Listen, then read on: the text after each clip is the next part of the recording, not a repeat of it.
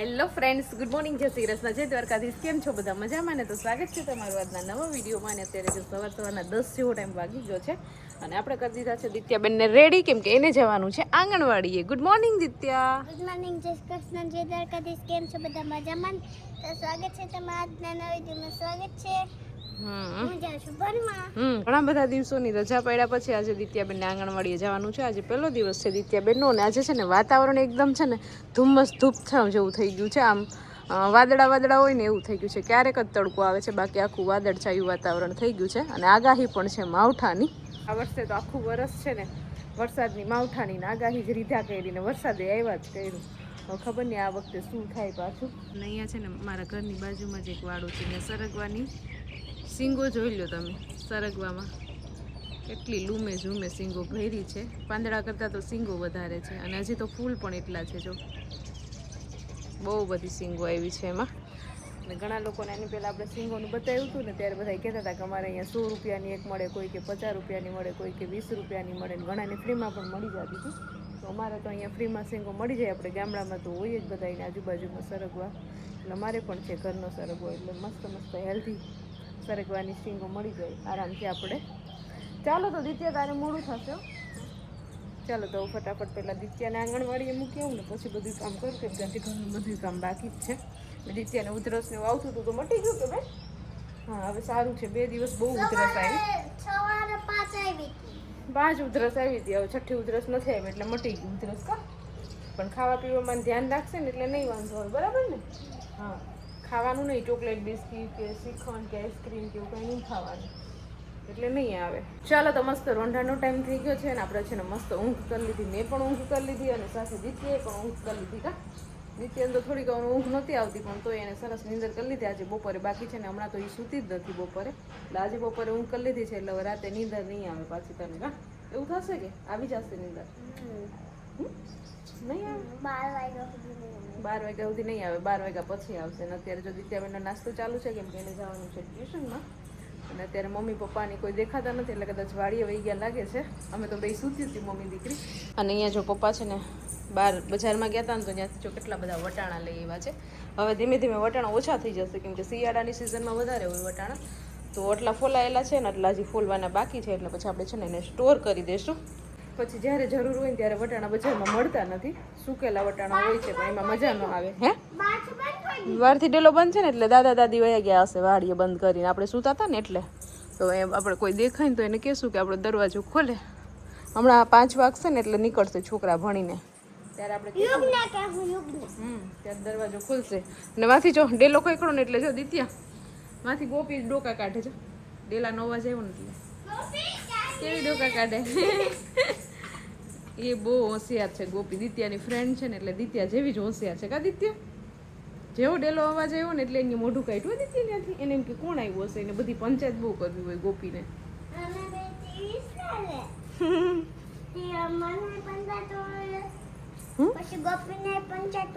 હા, દિત્યાની પંચાયત હોય ને ગોપીની પંચાયત હોય.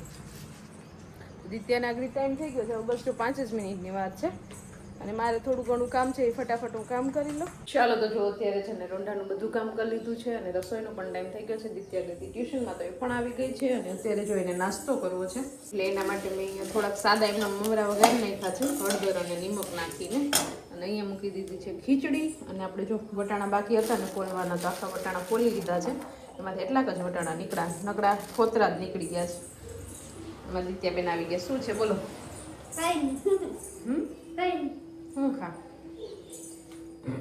વટાણા બહુ ન ખાતી, નહીં તો પેટમાં દુખશે. તારા માટે મમરા વઘાર્યા છે, આગળ જ આપી દઉં તને. ઓકે?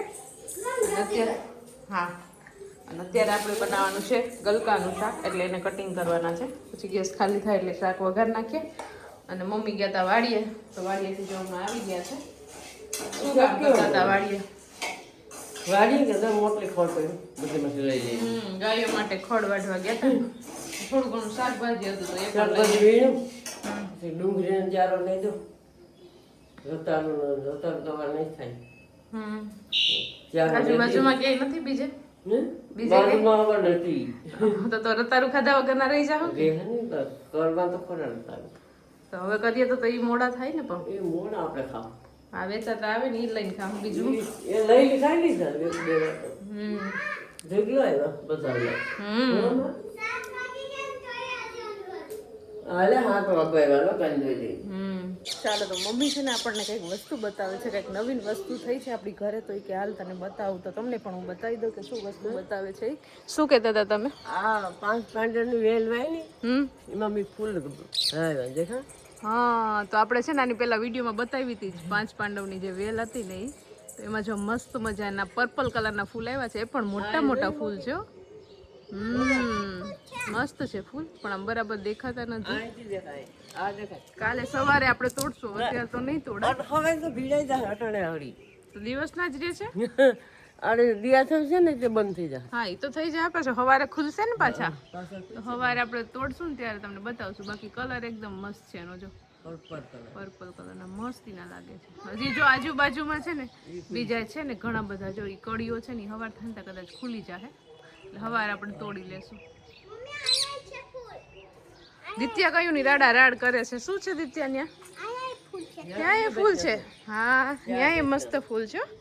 જો અહીંયા પિંક કલરના ફૂલ છે, સૂર્યમુખી જેવા જ છે ને દિત્યા? જો કેટલું મસ્ત લાગે. આવો કલર છે, અલગ અલગ કલરના છે, ડાળ એક જ છે, ફૂલ અલગ અલગ કલર આવે છે એમ. તો અહીં બાયણે છે ને છોકરાએ રહેવા દીધું, સારું કહેવાય, પણ છોકરાને ખબર નહીં હોય. છોકરાને ખબર છે પણ છોકરાઓને ના ખબર ન હોય તો જ રહ્યું હોય, બાકી નિવાનને ખબર હોય તો નિવાન તોડી જ લે. ખબર યુગને કોઈને દેખાડાય નહીં કઈ ફૂલ છે એમ, પણ મેં વિડીયોમાં દેખાડી દીધું એટલે કદાચ હવે કાલ નહીં રહે ફૂલ. કોક તોડી જાય કા દિત્યા? વિડીયો બે ફૂલ દેખાતી દે, કોક મોટું માણસ છે તો એ તોડી જાય. સાચી વાત છે, ઓલો તો ક્યાં ભાઈ મસ્ત ફૂલ છે.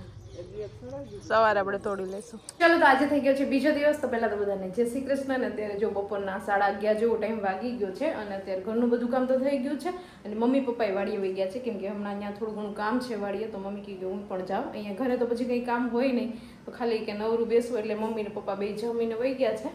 અને અત્યારે મારે જો દૈણા પૂરા થઈ ગયા હતા ને લોટના ડબ્બા, તો અહીંયા જો લોટના ડબ્બા આપણે પાછા ભરી લીધા છે, બાજરાનો લોટ અને ઘઉંનો લોટ. એટલે હવે છે ને પાછું 10-12 દિવસ ટેન્શન નહીં, કેમ કે હવે તો લગ્નની સિઝન પૂરી થઈ ગઈ છે, ઓળાષ્ટક બેસી ગયું છે, એટલે બીજું તો કંઈ નવીન કામ થાય નહીં. હોળીના ને બધા જમણવારના ને એ બધું છે, જમવા જવાનું તો એવું બધું ચાલુ રહેશે. એટલે ડબ્બા ભરી લીધા છે, એટલે હવે ટેન્શન નહીં, કેમ કે હવે તો રોજ રસોઈ બનાવવાની થાય. ઓલું લગ્નની સિઝન હતી ને એટલે તો ક્યારેક જ રસોઈ બનાવવાની થતી, એટલે પછી ડબ્બા છે ને કેટલા દિવસ 15-20 દિવસ એમને ભર્યા રહ્યા હતા. તો હજી પાછું ફાઇનલી જો આપણે મસ્ત ડબ્બા ભરી લીધા લોટના. અને બીજી એક વસ્તુ તમને બતાવું કે જો અહીંયા છે ને, જો અમે ટમેટાના મૂળખા છે ને એ મંગાવ્યા હતા કાલે. તો જો આવી રીતના એના પેકિંગ છે, આ 500 ગ્રામના પેકિંગ છે. તો આવી રીતે મેં છે ને 4 કિલો લીધા છે ટામેટાના મૂળખા.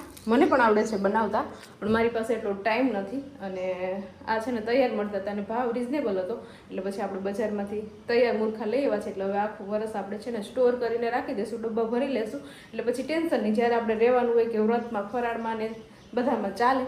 તો અત્યારે તો જેવી રીતે ઘરઘરાવ બનાવે છે ને, એટલે સારા આપણા ઘર જેવા જ બને છે, એટલે પછી મેં ઓર્ડર કરી દીધો હતો. એટલે એ બધું હજી વ્યવસ્થિત મૂકવાનું છે, ડબ્બા ભરવાના છે, અને દિત્યા આંગણવાડીએ ગઈ છે, એટલે હજી વાર છે ને તેડવા જવાની. ચાલો તો મસ્ત મજાનું જમી લીધું છે, અને અત્યારે છે ને થોડુંક લેટ થઈ ગયું છે, અને દિત્યાબેન છે ને અત્યારે લેસન કરતા હતા. તો જો લેસન છે ને એને અધૂરું મૂકી દીધું છે, એકાદું પેજ ન કર્યું, કેટલા બધા 2-4 પેજ હજી એને બાકી જ છે, જેટલા આપ્યા એટલા બધા.